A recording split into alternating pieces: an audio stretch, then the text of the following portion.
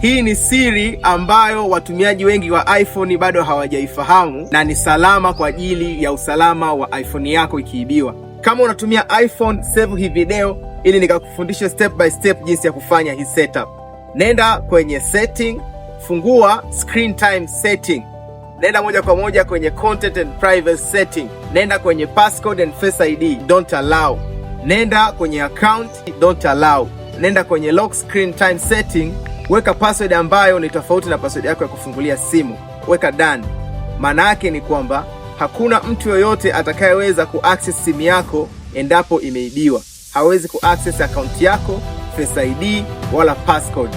Share na mtu anayetaka kusikia hii, like hii account, follow for more tips like this.